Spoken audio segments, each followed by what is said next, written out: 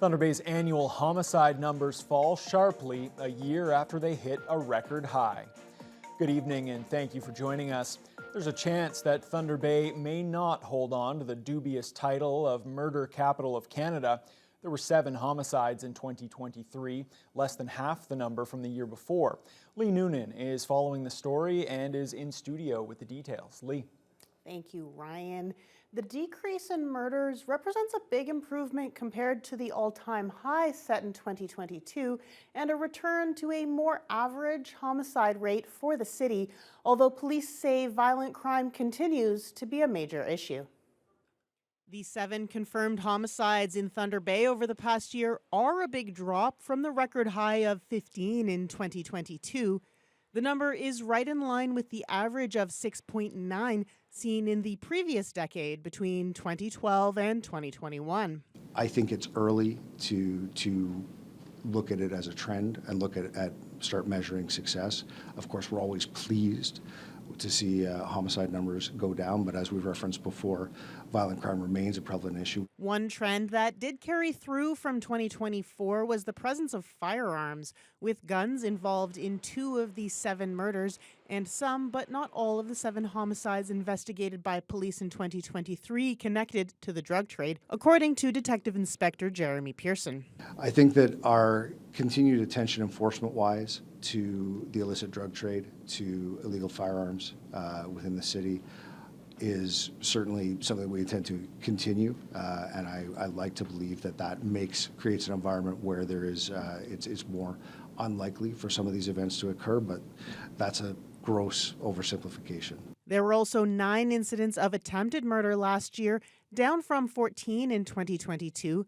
Guns also played a role in 7 of those cases. If it weren't for the life-saving efforts of our emergency medical services, of our emergency room staff at Thunder Bay Regional, and indeed the life-saving efforts provided on scene by both fire and police services as well, we could have an additional 9 homicides. While Pearson says the drug trade continues to present an ongoing threat to the community, he reminds the public that in general, for cases of serious violent crime, the victims and accused are known to each other. These are not random acts of violence, generally in our experience in the city. Usually there is a relationship, an interaction based in whatever form. When it comes to the prevention of violent crimes, Pearson believes law enforcement has a role to play, but he says the social underpinnings of violence need to be addressed proactively at a community level. At times it has to be considered that we may in fact be the wrong instrument for some of the approaches. We may not be the right service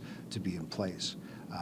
And there are times where we wind up providing services that perhaps other entities would better provide. However, we're available. We're here around the clock, and we'll always come.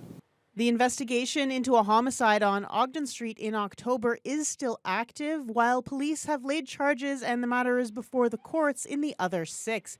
Lee Noonan, TBT News. The Thunder Bay Police Association is calling for more transparency from the Special Investigations Unit. It claims the SIU is withholding details from the public that paint a clearer picture of the circumstances surrounding the death of a 21-year-old woman on December 30th. It's alleged that police failed to respond to the incident until it was too late. Mitchell Ringos brings us the latest. The Special Investigations Unit is looking into the circumstances surrounding the death of 21-year-old Jenna Ostberg on December 30th on Ray Boulevard to determine possible criminality on part of the Thunder Bay Police. The circumstances led to a statement today from the president of the Thunder Bay Police Association, who said given the SIU's power to make public statements that aim to secure public confidence, the Thunder Bay Police Association is strongly encouraging further details aimed at, quote, ensuring transparency among community members and to safeguard trust between police members and the community.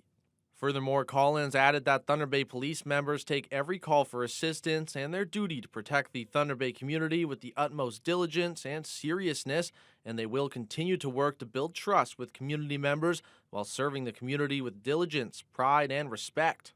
The SIU alleges police didn't respond to domestic disturbance calls and only arrived after receiving a call that a body has been found. Anishinaabe Aski Nation also released a statement on behalf of the family today, as they are asking for privacy as they grieve the loss of their daughter who died under tragic circumstances, saying they are awaiting the results of the coroner's report as well as the investigation by the SIU before making any further comment or making any decisions on how they wish to proceed, but that they do fear that their daughter is the latest victim of inadequate and unjust policing services received by First Nation women, particularly in Thunder Bay. Mitchell Ringos, TBT News. A city councillor wants Thunder Bay to reconsider and join the province's red light camera program. Red River councillor Mark Zucchino is bringing that to Monday's meeting, saying cameras will make intersections safer and force drivers to think twice about running red lights. Jessica Clement has the story. Motorists who race through red lights may find it a lot more costly if City Council implements a program being brought forward by Red River councillor Michael Zucchino. With the red light camera program, several intersections in the city would have cameras, which would automatically capture images of drivers who run red lights and mail the ticket to the vehicle owner. I see downtown cores, we've put bump outs to reduce traffic speed. So I think it's prevalent in our municipality, and I think this is an easy way to implement. From what I've read in other municipalities, it has a marked decrease in crashes and fatalities as well. And so I think it's a small investment relative to the safety of the whole. The recommendation previously went to council back in 2021, but was rejected due to the then estimated $4.4 million investment. Zucchino wants the newer councillors to take a look at the program, saying driving habits in the city haven't improved since then. If you'll read reports in the paper or in the media, 1,000 people drove past school buses that had stop signs open, and they've also impaired driving ride program is still really high. So driving habits have not really improved. This is a method that will hopefully mitigate some of that. If implemented, Zucchino says around 10 intersections scattered throughout the city will receive the red light cameras. I think if you disperse them a little bit more, then the habits will be ingrained. If you have them all localized in one area, then you're not going to have the same coverage. So I think that if you disperse them, from what I've read in other municipalities, they've done that, and then it has that halo effect of spreading it elsewhere. A ticket under the program would cost the vehicle owner $325. However, the violation wouldn't go on the owner's insurance. Zucchino will bring the motion for council to review the program on Monday.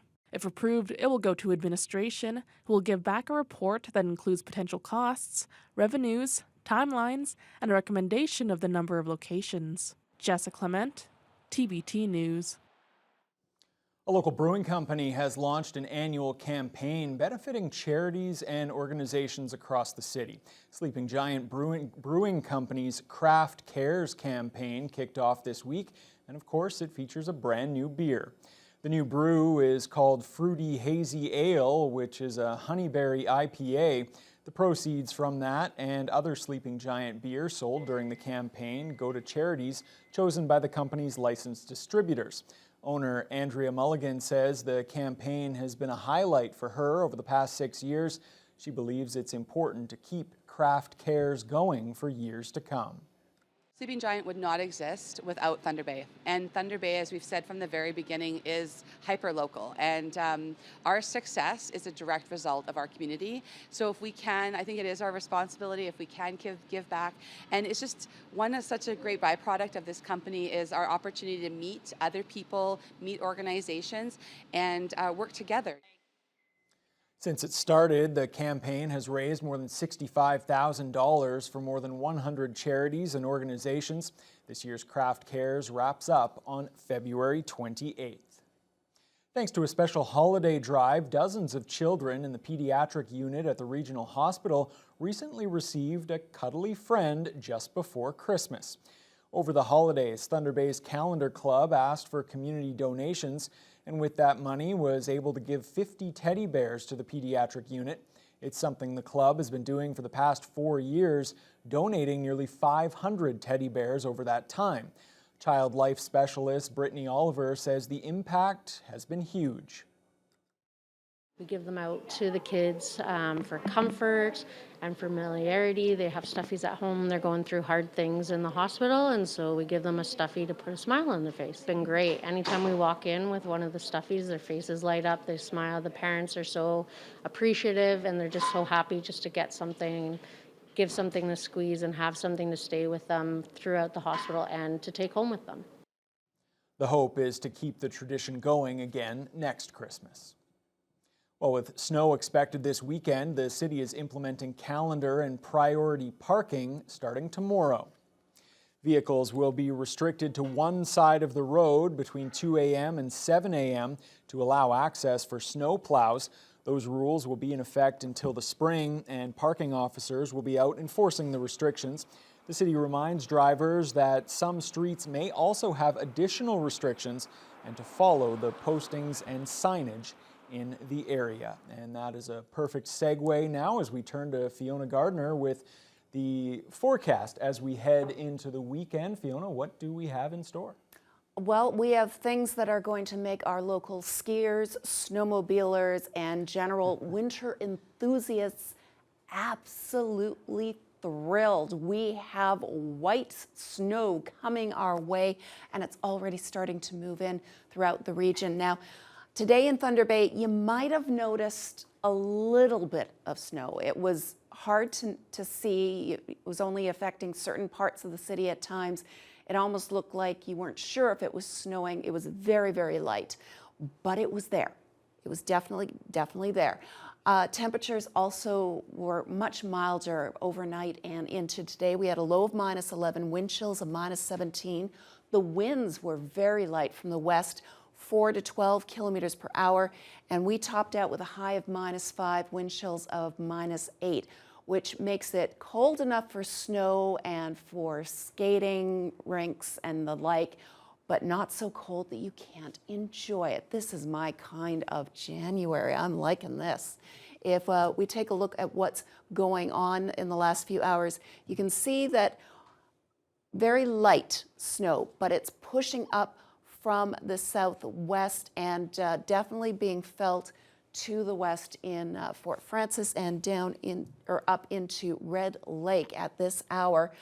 Fort Frances currently -5, but they are looking at wind chills close to -11. Red Lake -10 with some light snow and wind chills closer to -17.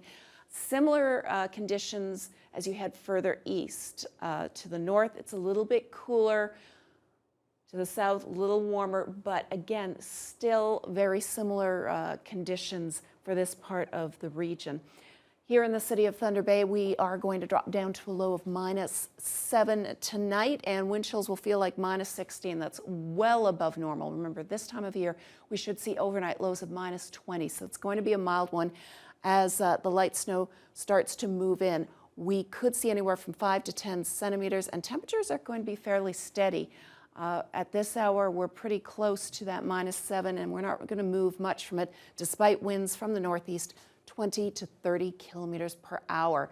So as we look into the weekend, it's almost like Christmas coming in January. This Colorado low, that's the system coming up from the southwest, is going to bring a fair amount of snow to the region. So you definitely want to grab your shovels, but the good news is you're not going to freeze while you shovel because the temperatures are going to rise for the weekend and be quite mild, at least for a little while. And I'll have more details on how long that will last later on in the news hour.